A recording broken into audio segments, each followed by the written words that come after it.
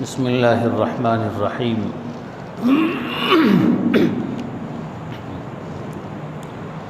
الحمد للہ وکفی وسلام علی عبادہ الذین اصطفی، اما بعد فقد قال اللہ تعالی اعوذ باللہ من الشیطان الرجیم، بسم اللہ الرحمن الرحیم۔ وما ارسلناک الا کافۃ للناس بشیرا ونذیرا، وقال تعالی قل یا ایہا الناس انی رسول اللہ الیکم جمیعا، صدق اللہ العظیم۔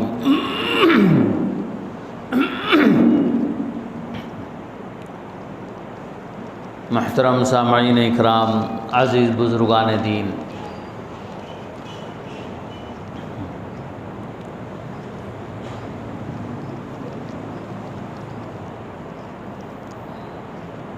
قرآن مجید میں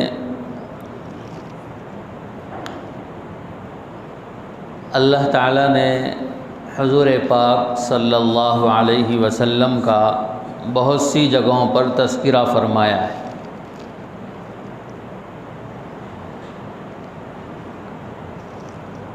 امت کو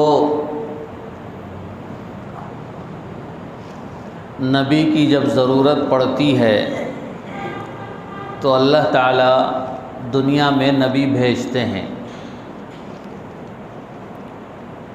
آخری نبی جناب سیدنا محمد الرسول اللہ صلی اللہ علیہ وسلم کو اللہ تعالیٰ نے منتخب فرمایا اور آپ کو نبی بنایا۔ نبی کون ہوتا ہے؟ نبی انسانوں ہی میں سے ایک فرد ہوتا ہے۔ نبی کوئی جن نہیں ہوتے، نبی کوئی فرشتے نہیں ہوتے، یعنی فرشتوں میں سے کسی کو نبی نہیں بنایا جاتا ہے، جنات میں سے کسی کو نبی نہیں بنایا جاتا ہے۔ نبی جو بنائے جاتے ہیں وہ انسانوں ہی میں سے ہوتے ہیں۔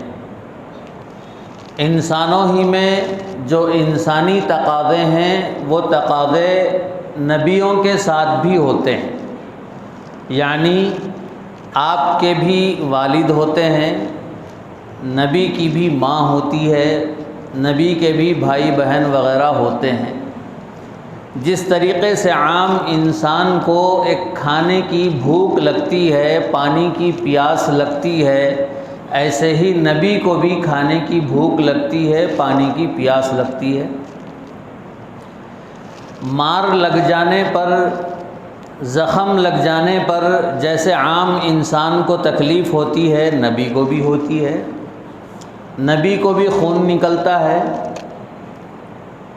تو جو بشری تقاضے ہیں وہ بشری تقاضے نبیوں کے ساتھ بھی ہوتے ہیں، لیکن ایک بنیادی فرق جو عام انسانوں اور نبیوں کے درمیان ہوتا ہے وہ یہ ہے کہ نبی کے پاس اللہ کی طرف سے وحی آتی ہے، یعنی فرشتے اللہ کی طرف سے آتے ہیں اور نبی سے ملاقات کرتے ہیں اور نبی سے بات چیت کرتے ہیں۔ یہ کام اور یہ وحی ہر انسان کے ساتھ نہیں ہوتی۔ نبیوں سے ہٹ کر ولیوں کے ساتھ بھی ایسا برتاؤ نہیں ہوتا ہے، صحابہ کے ساتھ بھی ایسا برتاؤ نہیں ہوتا ہے۔ وحی صرف نبی پہ اترتی ہے، نبی کے علاوہ کسی اور انسان پہ نہیں اترتی۔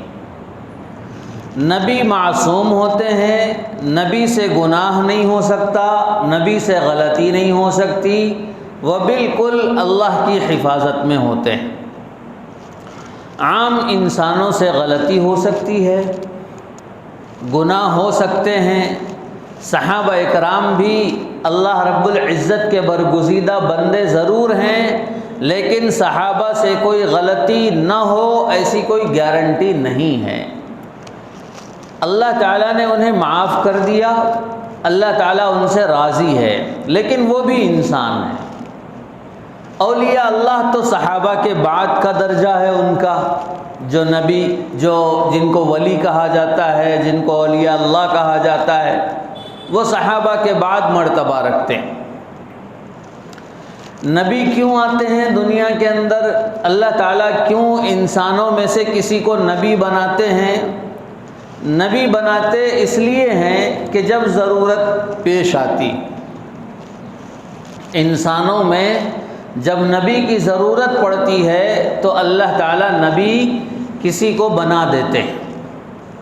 حضرت آدم علیہ السلام سے لے کر حضور پاک علیہ السلام تک اللہ تعالیٰ نے نبیوں کا سلسلہ رکھا، اس کے بعد بند کر دیا۔ اب قیامت تک کوئی نبی نہیں آ سکتے ہیں۔ نبی کی ضرورت دنیا کو کیوں پڑتی ہے؟ کیوں نبی کی ضرورت پڑتی؟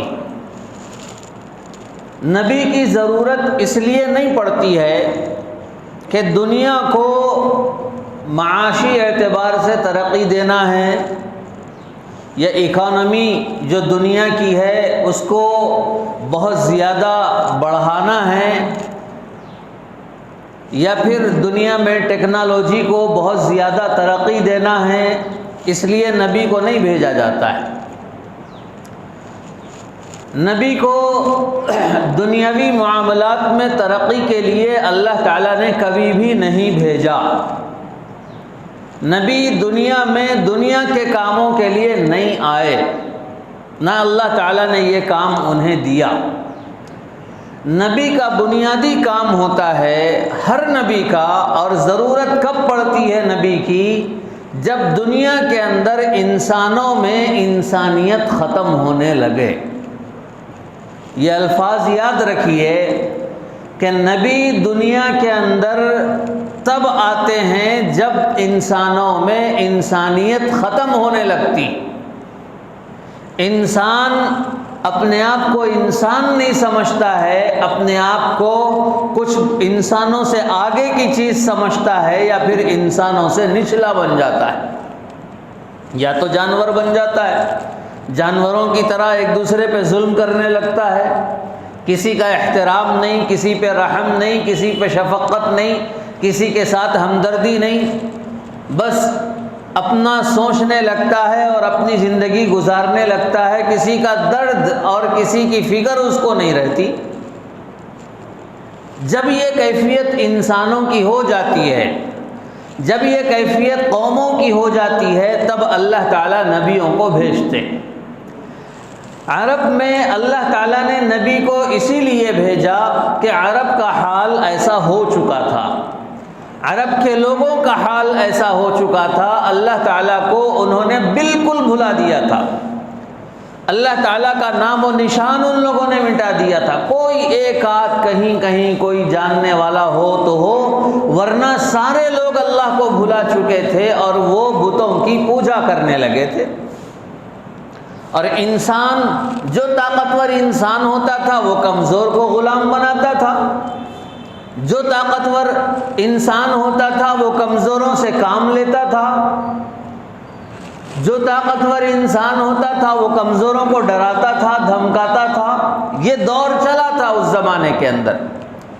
عرب کا بھی وہی حال تھا، روم کا بھی وہی حال تھا، ایران اور فارس کا بھی وہی حال تھا کہ طاقتوروں کا راج دنیا کے اندر چل رہا ہے، اور اسی کے بل بوتے پہ انسان دوسرے انسانوں کو غلام بنایا ہوا تھا۔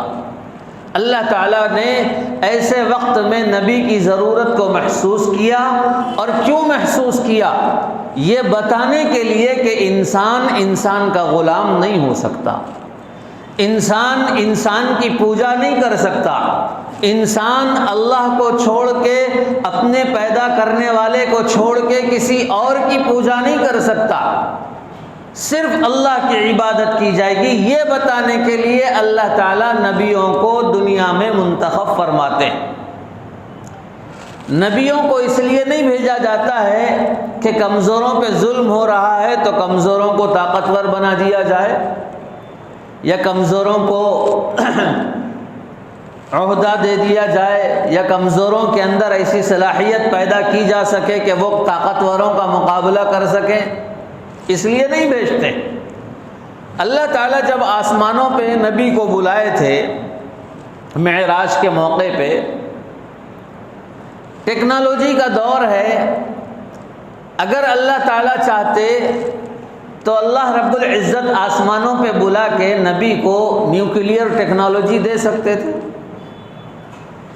کہ اے اللہ کے رسول، اے محمد، یہ لو ایک فارمولہ ہے، اس کے اندر نیوکلیئر کیسے بنانا ہے، دنیا پہ کیسے حکومت کرنا ہے، یا پھر دنیا پہ اپنے دشمنوں کو کیسے گرانا ہے، اس کا فارمولہ اس کتاب کے اندر ہے، یہ رکھ لو، اس سی ڈی کے اندر ہے، یا یہ میموری کارڈ کے اندر ہے، یا فلاں ہے۔ اللہ تعالیٰ اگر دینا چاہتے تو دے سکتے تھے، لیکن اللہ تعالیٰ نے ٹیکنالوجی نہیں دی آسمانوں پہ بلا کے، حالانکہ ہے اللہ کے پاس ٹیکنالوجی، اللہ ہر چیز پہ قدرت رکھتے ہیں، ہر چیز اللہ کے پاس موجود ہے، اللہ تعالیٰ نے وہ چیز نہیں دی۔ اللہ تعالیٰ نے نبی بنانے کے بعد قرآن مجید جب بھیجنا شروع کیا، قرآن مجید اتارنا شروع کیا، آیتیں اترنا شروع ہوئی، حضرت جبرائیل آتے گئے اور نبی پاک صلی اللہ علیہ وسلم کو سناتے گئے، تو ان آیتوں میں بھی اگر اللہ چاہتے تو اللہ رب العزت ان آیتوں کے اندر بھی بہت کچھ دے سکتے تھے۔ بم بنانے کا طریقہ سکھا سکتے تھے، ایٹم بم کیسا بنایا جائے گا، سمندر کے اندر کشتیاں کیسی چلائی جائیں گی، آپ دوست کشتیاں کیسی ہوں گی، اوپر چلنے والی، اندر چلنے والی، سب میرین کیسے بنائی جائے گی، اور اوپر چلنے والی شپ کیسے بنائی جائے گی، پردوں سے چلنے والی کیسے، ہوا سے چلنے والی کیسے ہوگی، ایندھن سے چلنے والی شپ کیسی ہوگی۔ اللہ تعالیٰ یہ بتا سکتے تھے قرآن مجید میں۔ اللہ تعالیٰ جہاز کا فارمولہ بھی دے سکتے تھے کہ دیکھو ایک پیسنجر جہاز ہے، ایک فائٹر جہاز ہے، فائٹر پلین ہے، اس کا یہ طریقہ ہے، یہ ہے، لیکن کچھ نہیں ہے قرآن کے اندر۔ قرآن کے اندر یہ ساری چیزوں میں سے کچھ نہیں، تو پھر ہے کیا قرآن مجید میں؟ اللہ تعالیٰ نے پھر جب یہ نہیں بتانا ہے تو نبی کو بھیجا کیوں؟ نبی کیوں منتخب کیے گئے؟ نبی اس لیے منتخب کیے گئے کہ انسانوں میں انسانیت پیدا کی جائے، انسانوں کو انسانوں کا ہمدرد بنایا جائے، انسانوں کو انسانوں کی غلامی سے نکال کے اللہ کی غلامی میں لایا جائے، انسانوں کو پیدا کرنے والے کی غلامی میں لایا جائے، رزق دینے والے کی غلامی میں لایا جائے۔ یہ فارمولہ اللہ تعالیٰ نے قرآن مجید میں بیان کیا، یہ فارمولہ اللہ تعالیٰ نے نبی پاک صلی اللہ علیہ وسلم کو سکھایا، اور وہ مشن لے کے اللہ کے نبی دنیا میں رہے۔ میرے دوستو، قرآن مجید میں اللہ تعالیٰ نے نبی پاک صلی اللہ علیہ وسلم کے تعلق سے جو لفظ استعمال فرمایا ہے، وَمَا أَرْسَلْنَاكَ إِلَّا رَحْمَةً لِّلْعَالَمِينَ قُلْ يَا أَيُّهَا النَّاسُ إِنِّي رَسُولُ اللَّهِ إِلَيْكُمْ جَمِيعًا وَمَا أَرْسَلْنَاكَ إِلَّا كَافَّةً لِّلنَّاسِ بَشِيرًا وَنَذِيرًا۔ اللہ کے نبی محمد صلی اللہ علیہ وسلم جو دنیا میں آئے ہیں، تو کیا اللہ کے نبی صرف مسلمانوں کے نبی ہیں؟ کیا اللہ کے نبی صرف ہمارے نبی ہیں؟ کیا ہمارے لیے آئے ہیں؟ یہ غلط فہمی ختم کیجیے۔ آج ہمارے ذہنوں میں یہ ہے کہ یہ ہمارے نبی ہیں، یہ غلط فہمی اپنے ذہنوں سے نکالیے کہ یہ اللہ کے نبی صرف ہمارے نہیں ہیں، ہر انسان کے لیے ہیں، مسلمان کے لیے بھی ہیں، ہندو کے لیے بھی ہیں، کرسچن کے لیے بھی ہیں، یہودی کے لیے بھی ہیں، دنیا میں بسنے والی ہر قوم کے لیے، ہر قوم تو قوم جنات کے لیے بھی اللہ کے نبی ہیں۔ ہم نے ان کو اپنا نبی بنا لیا کہ بھئی یہ مسلمانوں کے پروفٹ محمد ہیں تو وہ مسلمانوں کے ہیں۔ بھئی کس نے کہا ہے مسلمانوں؟ اللہ تو نہیں کہتے ہیں کہ یہ مسلمانوں کے نبی ہیں، اللہ کہتے ہیں کہ یہ نبی جو میں نے دنیا میں بھیجا ہے، وما ارسلناک الا کافۃ للناس بشیرا ونذیرا، پوری دنیا کے انسانوں کے لیے میں نے بشیر اور نذیر بنا کے بھیجا ہے، ڈرانے والا اور خوشخبری سنانے والا بنا کے بھیجا ہے۔ میں نے ہر انسان کے لیے یہ نبی بھیجا ہے، ہندوؤں کے لیے بھی بھیجا ہے، مسلمانوں کے لیے بھی بھیجا ہے، کرسچن کے لیے بھی بھیجا ہے، یہودیوں کے لیے بھی بھیجا ہے، جنات کے لیے بھی بھیجا ہے، یہ قیامت تک آنے والے انسانوں کے لیے نبی ہیں۔ غلطی اس وقت ہوتی ہے جب حضور پاک علیہ الصلاۃ والسلام کی ذات مبارک کو ہم اپنے لیے خاص کر لیں۔ اللہ تعالیٰ قرآن مجید میں فرما رہے ہیں وما ارسلناک الا رحمۃ للعالمین، ہم نے آپ کو پورے عالم کے لیے رحمت بنا کے بھیجا ہے۔ تو للعالمین، پورے عالم میں کون کون ہے؟ ہر شے عالم کے اندر موجود ہے، جانور بھی موجود ہیں، انسان بھی موجود ہیں، انسانوں میں مسلمان بھی ہیں، ہندو بھی ہیں، دوسرے مذہب کے لوگ بھی ہیں، سارے انسانوں کے لیے اللہ کے نبی رحمت ہے۔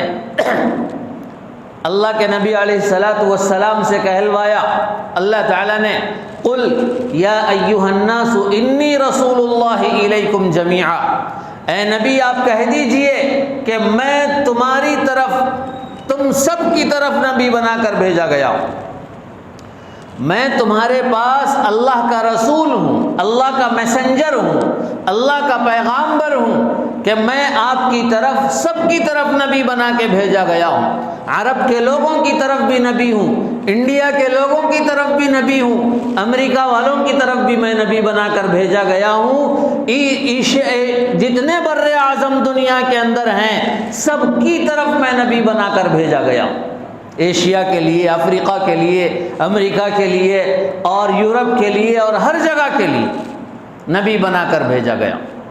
میرے دوستو، ہم سے بہت بڑی غلطی ہوئی ہے اور ہو رہی ہے غلطی کہ ہم نے جناب سیدنا محمد الرسول اللہ صلی اللہ علیہ وسلم کو صرف اپنا سمجھا ہے کہ وہ مسلمانوں کے ہیں، مسلمانوں سے ہٹ کے دوسروں کے نہیں ہیں۔ یہ غلطی ہم نے بہت کی ہے اور کر رہے ہیں یہ غلطی کہ ہم نے حضور پاک علیہ الصلاۃ والسلام کو صرف اپنے ساتھ لگا لیا کہ وہ ہمارے نبی ہیں، ہمارے نبی ہیں۔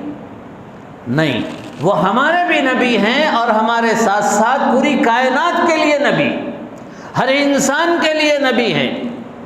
میرے دوستو، جب یہ چیز دنیا کے سامنے پیش کی جائے گی اور انہیں بتائی جائے گی اور انہیں سمجھایا جائے گا کہ یہ تمہارے بھی نبی تھے، بھائی اسلام تو صرف ہمارے لیے نہیں آیا نا، اسلام تو پوری دنیا کے لیے آیا ہے، اسلام پہ چلتے، اسلام کو ہم نے قبول کیا ہے، دوسروں نے قبول نہیں کیا ہے وہ الگ بات ہے، لیکن ہے تو اسلام سب کے لیے، اسلام سب کے لیے، اسلام فار آل، ہر ایک کے لیے ہے اسلام۔ ایسے ہی نبی بھی ہر ایک کے لیے، ہر انسان کے لیے، ہر بشر کے لیے ہے، ہر مرد کے لیے ہے، ہر عورت کے لیے ہے۔ میرے دوستو، یہ چیز اگر ہم دنیا میں عام کریں گے اور یہ چیز ہم دنیا میں پھیلائیں گے تو پھر میرے دوستو کسی کو موقع نہیں ملے گا حضور پاک علیہ الصلاۃ والسلام پہ کیچڑ اچھالنے کا، حضور پاک علیہ الصلاۃ والسلام کی ذات پہ اعتراض کرنے کا۔ میرے دوستو، حضور پاک علیہ الصلاۃ والسلام کی ذات ہمارے لیے ہماری جانوں سے زیادہ، ہماری اولاد سے زیادہ ہے، ہماری جانوں سے زیادہ۔ النبی اولا بالمؤمنین من انفسہم، قرآن کہہ رہا ہے، اللہ تعالیٰ فرما رہے ہیں النبی اولا بالمؤمنین من انفسہم، مومنین کے لیے نبی ان کی جانوں سے زیادہ ضروری ہے، جانوں سے زیادہ۔ ہماری کوئی حیثیت نہیں نبی پاک صلی اللہ علیہ وسلم کی ذات کے سامنے، ہماری کوئی حیثیت نہیں۔ ہم نبی کے فرمان کو عام کریں گے، نبی کی شخصیت کو لوگوں کے سامنے اجاگر کریں گے، لیکن نبی کی تنقیص یا نبی کے بارے میں گستاخی یا نبی کے بارے میں نازیبا کلمات یہ برداشت نہیں ہم سے۔ لیکن میرے دوستو، یہ کہنا صرف کافی نہیں ہے، یہ کہنا صرف کافی نہیں ہے، اس کے اسباب پہ غور کیا جائے کہ بھئی یہ دنیا میں ہوتا کیوں ہے۔ یہ سلسلہ شروع کرنے والے دنیا کے اندر سب سے پہلے عیسائی ہیں، یہودی ہیں، جنہوں نے نبی پاک صلی اللہ علیہ وسلم پہ کیچڑ اچھالنا شروع کیا۔ دو باتیں حضور پاک علیہ الصلاۃ والسلام کے تعلق سے تو بہت چیزیں مشہور کی گئی، مس گائیڈنگ کی گئی۔ آج یوٹیوب پہ بہت زیادہ ڈاٹا موجود ہے جو حضور پاک علیہ الصلاۃ والسلام اور اسلام کے بارے میں غلط باتیں بتاتا ہے۔ ایسی بہت سے ویڈیوز آپ کو مل جائیں گے، لیکن دو باتیں، ایک تو حضرت عائشہ رضی اللہ تعالیٰ عنہا سے نکاح کا، اور ایک دوسرا اعتراض جو کیا گیا ہے کہ وہ حضور پاک علیہ الصلاۃ والسلام کا اپنی بہو سے نکاح کا مسئلہ۔ پہلی بات دیکھیے کہ حضرت عائشہ کی جو شادی ہوئی ہے حضور پاک علیہ الصلاۃ والسلام سے، وہ 6 سال کی عمر میں ہوئی ہے، یہ بخاری شریف میں موجود ہے۔ رخصتی ہوئی ہے 9 سال کی عمر میں۔ میرے دوستو، 6 سال کی عمر میں نکاح ہونا یا نہیں ہونا سائنٹیفیکلی صحیح ہے یا نہیں ہے، اور 9 سال کی عمر میں رخصتی ہونا صحیح ہے یا نہیں ہے، یہ ایک الگ ٹاپک ہے، اس کو الگ رکھا جائے۔ لیکن چونکہ آج کل دنیا کے اندر اور خصوصاً ہمارے ملک کے اندر ایک آستھا کا معاملہ چلتا ہے کہ بھئی ہماری عقیدت جڑی ہوئی ہے، فلاں جڑی ہوئی ہے، آستھا کے معاملے پہ سپریم کورٹ بھی فیصلہ کر رہا ہے آج کل، تو ذرا اس کو آستھا کی بنیاد پہ اگر دیکھیں گے، عقیدت کی بنیاد پہ، یہاں ہم اتنے افراد بیٹھے ہوئے ہیں، اگر نبی پاک صلی اللہ علیہ وسلم کی ذات مبارک ہم سے ہماری اگر 2 سال کی بچی یا 4 سال کی بچی کا ہاتھ اگر مانگے تو بتاؤ ہم میں سے کون ہے جو دینے کے لیے تیار نہیں؟ کون ہو سکتا ہے ہم میں سے جو اللہ کے نبی کو اپنی بیٹی دینے کے لیے تیار نہ ہو؟ ایسا کون ہو سکتا ہے کوئی؟ ہر امتی یہ چاہے گا کہ چاہے میری بیٹی چھوٹی ہو لیکن میں دوں گا ضرور۔ اگر حضور قبول فرما لے تو یہ ہمارے لیے سعادت کی بات ہوگی۔ اب اس کو دوسرے مذاہب کے اعتبار سے بھی دیکھیے، جو یسوع مسیح کے ماننے والے ہیں، جیزس کے ماننے والے ہیں اور ان سے محبت کرنے والے ہیں، اگر جیزس کسی خاتون سے اس کی چھوٹی بچی اگر مانگے تو کیا وہ ان کو دینے کے لیے تیار نہیں ہوں گے؟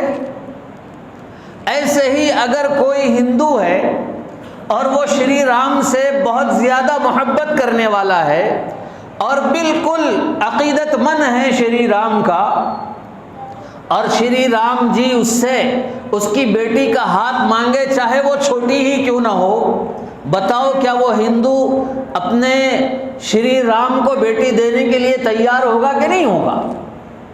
ضرور تیار ہوگا۔ ایک نہیں، ہزاروں بیٹیاں قربان کرنے کے لیے تیار ہو جائیں گے۔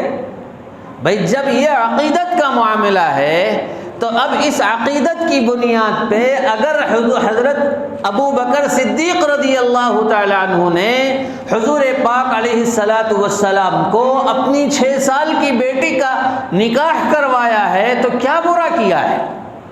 کون نہیں چاہتا ہے نبی کو بیٹی دینا؟ اور رخصتی ہوئی ہے 9 سال کی عمر میں۔ اب سائنٹیفیکلی بھی ہم اس سے بات کر سکتے ہیں کہ بھئی 9 سال کی عمر میں رخصتی ہو سکتی ہے یا نہیں ہو سکتی ہے، یہ بات ہو سکتی ہے، کیوں نہیں ہو سکتی؟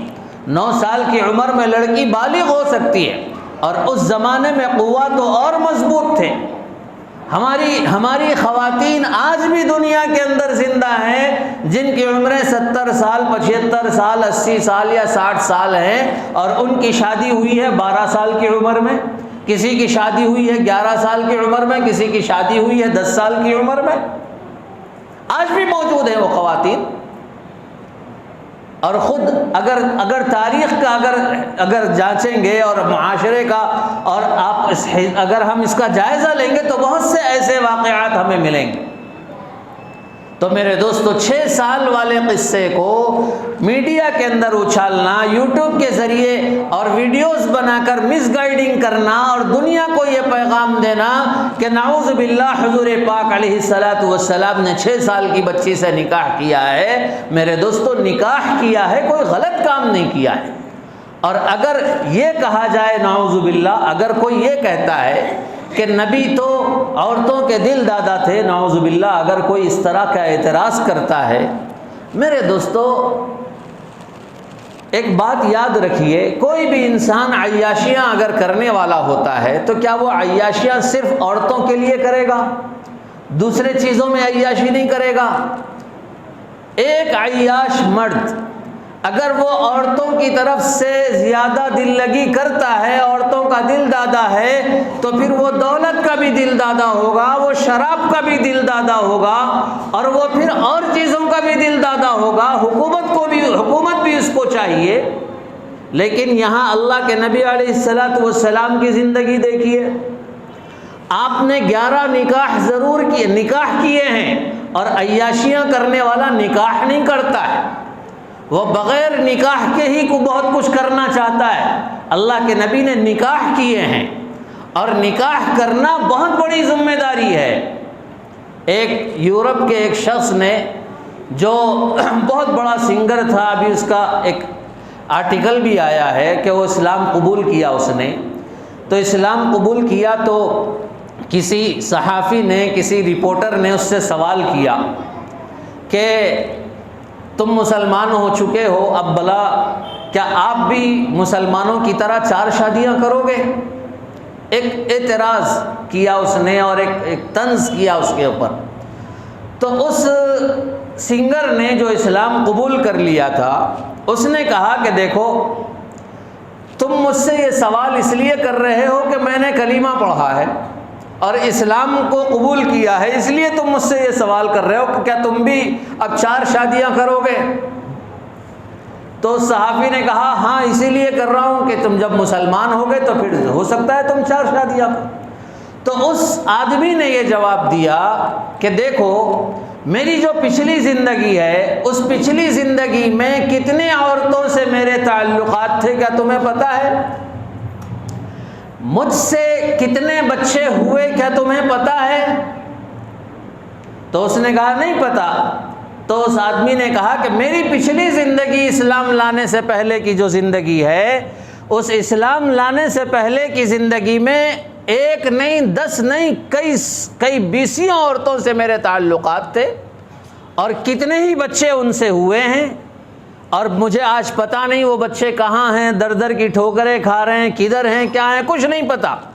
اور تمہیں میری 4 شادیوں کی فکر ہو رہی ہے، اور پچھلی جو زندگی تھی میری، اور جو ان عورتوں کے ساتھ تعلقات تھے، جو میرے بچے ہوئے ہیں ناجائز، ان بچوں کے بارے میں تمہیں فکر نہیں؟ ان بچوں کا کبھی تم نے سوال نہیں کیا؟ کبھی تم نے یہ نہیں پوچھا کہ کسی کے ساتھ تم نے غلط تعلقات کیوں قائم کیے؟ اب میں نے اسلام قبول کر لیا ہے، اور اگر میں 4 شادیاں کروں تو شادیوں پہ تمہیں اعتراض ہو رہا ہے، ناجائز تعلقات پہ اعتراض نہیں ہو رہا تمہیں؟ یہ اس شخص نے جواب دیا۔ تو عیاشیاں کرنے والا میرے دوستو، یہ صرف اس کے اندر نہیں کرتا ہے، نکاح نہیں کرتا ہے، دوسری چیزیں کرتا ہے، وہ شراب بھی پیتا ہے، دولت بھی جماتا ہے، لیکن نبی پاک صلی اللہ علیہ وسلم کی ہستی یہ ہے کہ آپ نے 11 نکاح ضرور کیے ہیں، لیکن 1 کوڑی بھی آپ نے جمع نہیں کی، آپ نے دنیا کی طرف نگاہ اٹھا کے نہیں دیکھی، آپ نے کوئی اور خواہش دنیا کے اندر ظاہر نہیں کی۔ تو بھائی ایک عیاشی صرف اس کے اندر اور باقی میں صفر، ایسا کیسے ہو سکتا ہے؟ تو اس لیے حضور پاک علیہ الصلاۃ والسلام پہ یہ اعتراض کرنا کہ نبی پاک صلی اللہ علیہ وسلم نعوذ باللہ وہ عورتوں کی طرف زیادہ دھیان رکھتے تھے یا میلان رکھتے تھے، ایسی بات بالکل نہیں۔ اللہ کے نبی ہر انسان کے حق کے لیے کام کیے۔ اور دوسرا ایک واقعہ جو بیان کیا گیا ہے کہ جو اعتراض کیا گیا ہے کہ اپنی بہو سے نکاح کرنے کا، اس کو بھی تھوڑے الفاظ میں سمجھ لیجئے، اور یہ سمجھنا اس لیے ضروری ہے کہ اگر کوئی ہمارے سامنے یہ اعتراض پیش کرے تو ہم اس کو کیا جواب دیں گے؟ آج ہم مسلمان ہیں، نبی پاک صلی اللہ علیہ وسلم کے امتی ہیں، لیکن ہمیں نبی کی تاریخ نہیں معلوم، نبی کی بایوگرافی نہیں معلوم کہ وہ نبی کیسے تھے، کیا تھے۔ حضور پاک علیہ السلام کے زمانے میں عرب کے علاقے کے اندر جب کسی بچے کو گود لیا جاتا تھا تو اس زمانے میں معاشرہ یہ تھا کہ گود لیے گئے بچے کو سگے بچے کا مقام ملتا تھا، درجہ ملتا تھا۔ اسلام کے نزدیک یہ ہے کہ گود لیا ہوا بچہ گود لیا ہوا ہی رہے گا، ایڈاپٹ کیا ہوا ہی رہے گا، حقیقی بچہ وہ نہیں ہو سکتا۔ یہ اسلام کا تصور ہے، اسلام کا یہ قانون ہے کہ گود لیا ہوا ٹھیک ہے، گود لے سکتے ہیں، لیکن گود لینے کے بعد کیا اس کو بھی وہی حق ملے گا جو حقیقی بیٹے کو ملتا ہے؟ اسلام کہتا ہے نہیں ملے گا، وہ وارث نہیں بن سکتا ہے اپنے منہ بولے باپ کا، کہ جس نے اس کو گود لیا ہے اس کی زمین میں، اس کے جائیداد میں وہ وارث بن جائے، ایسا نہیں ہو سکتا، اور حقیقی بیٹے کا درجہ اس کو نہیں مل سکتا۔ عرب کے اندر یہ رواج تھا اور یہ مشہور تھا کہ منہ بولے بیٹے کو وہ حقیقی بیٹے کا درجہ دیتے تھے۔ حضور پاک علیہ السلام کے زمانے میں بھی یہی تھا۔ آپ کے فرزند جو منہ بولے تھے حضرت زید بن حارثہ رضی اللہ تعالیٰ عنہ، حضرت زید بن حارثہ، آپ کو پہلے زید بن محمد کہا جاتا تھا۔ جب زید چھوٹے تھے اللہ کے نبی نے آپ کو گود لے لیا تھا۔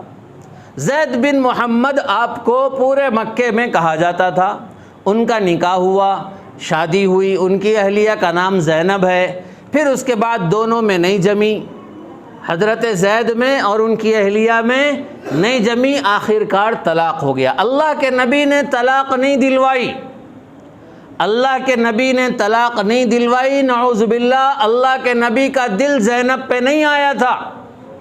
آج یہ جو مس گائیڈنگ ہو رہی ہے یوٹیوب کے ویڈیوز کے ذریعے کہ نعوذ باللہ ایسا ہوا، یہ بالکل غلط بات قرآن میں موجود ہے، قرآن میں پوری تفسیر اس کی موجود ہے۔ اللہ کے نبی نے طلاق نہیں دلوائی، اللہ کے نبی نے نہیں کہا، ان دونوں میں نہیں جمی، طلاق ہو گئی۔ جب طلاق ہو گئی تو اللہ کی طرف سے حکم آیا کہ اے نبی آپ زینب سے نکاح کرو۔ چونکہ زینب منہ بولے بیٹے کی بیوی تھی تو ایک معاشرے کے لحاظ سے وہ بہو بن گئی، تو اب ایک سسر کیسے بہو سے نکاح کر سکتا ہے؟ یہ معاشرے کے اندر لوگوں کے درمیان مشہور تھا کہ بھئی ایک سسر کیسے بہو سے نکاح، اور واقعی نہیں کر سکتا۔ ایک سسر اپنی بہو سے، حقیقی بہو سے نکاح کبھی نہیں کر سکتا۔ ایک مرتبہ بیٹے سے نکاح ہو گیا تو اب زندگی بھر کے لیے وہ عورت سسر کے اوپر حرام ہو جاتی، بہو حرام ہو جاتی ہے اس کے لیے۔ لیکن یہاں حضرت زید کی جو اہلیہ تھی وہ بہو تھی ہی نہیں، وہ تو منہ بولی بہو تھی، وہ حقیقی بہو نہیں تھی، اور معاشرے میں یہ رواج ختم کرنا تھا، اس لیے اللہ رب العزت نے حکم دیا اور اللہ کے حکم پر آپ نے نکاح کیا ہے، اللہ کے حکم پر نکاح کیا ہے۔ اور جب عرب کے اندر یہ بات پھیلی اور یہ مشہور ہوئی کہ دیکھو اللہ کے نبی نے اپنی بہو سے نکاح کر لیا ہے، فلاں کر لیا ہے، یہ مشہور ہوئی تو اللہ رب العزت نے یہ آیت نازل فرمائی، ما کان محمد ابا احد من رجالکم ولکن رسول اللہ وخاتم النبیین۔ اللہ رب العزت نے یہ آیت نازل فرمائی کہ دیکھو محمد تمہارے مردوں میں سے کسی کے باپ نہیں ہے، زید کے والد اللہ کے نبی نہیں ہے، زید کے والد تو کوئی اور ہیں، اللہ کے نبی محمد کسی مرد کے باپ نہیں، اس لیے کہ آپ کے بیٹے تو دنیا میں رہے نہیں تھے، اس لیے اللہ رب العزت نے قرآن میں یہ اعلان کر دیا۔ اس لیے میرے دوستو ان چیزوں کو سمجھیے۔ سب سے پہلے ہم حضور پاک علیہ السلام کے امتی ہونے کے ناطے ایک کام یہ ضرور کیجئے کہ نبی پاک صلی اللہ علیہ وسلم کی جو ہسٹری ہے، آپ کی جو بایوگرافی ہے، آپ کی جو سیرت طیبہ ہے، میرے دوستو ہر آدمی یہ ارادہ کرے کہ اب ہم سے جتنا ہو سکے تیلگو لینگویج میں، انگلش لینگویج میں، ہندی لینگویج میں اس بایوگرافی کو، اس سیرت کو ہم پوری دنیا کے اندر عام کریں گے جتنا ہو سکے۔ ہمارے جاننے والوں میں جو ہندو ہیں، ہمارے جاننے والوں میں جو کرسچن ہیں، اٹھنے بیٹھنے والوں میں ہمارے جو دوست احباب ہیں، میرے دوستو ہمارا فریضہ ہے، آپ کا فریضہ ہے کہ 100 روپے 200 روپے 1000 روپے خرچ کیجئے اور اللہ کے نبی کی سیرت والی کتاب کو اپنے دوست کو گفٹ کیجئے۔ اپنے دوستوں میں جو ہندو دوست ہے اس کو گفٹ کیجئے کہ بتائیے کہ یہ اللہ کے نبی کی بائیوگرافی ہے، یہ اللہ کے نبی کی سیرت ہے، اس کو پڑھیے، اس کو جانیے کہ اللہ کے نبی کون تھے۔ میرے دوستو یہ کام کیجئے، یہ کام کرنے کا کام ہے، یہ کام ہم نہیں کر رہے ہیں جس کی وجہ سے غلط فہمیاں پھیل رہی۔ اللہ تبارک و تعالی ہم سب کو حضور پاک علیہ الصلاۃ والسلام کا جو حق ہم پر ہے اس کو ادا کرنے کی توفیق نصیب فرمائے، اور حضور پاک علیہ الصلاۃ والسلام کی عزت و ناموس کے لیے ہم سب کو مرنے اور مٹنے کی توفیق نصیب فرمائے۔ وآخر دعوانا الحمد للہ رب العالمین۔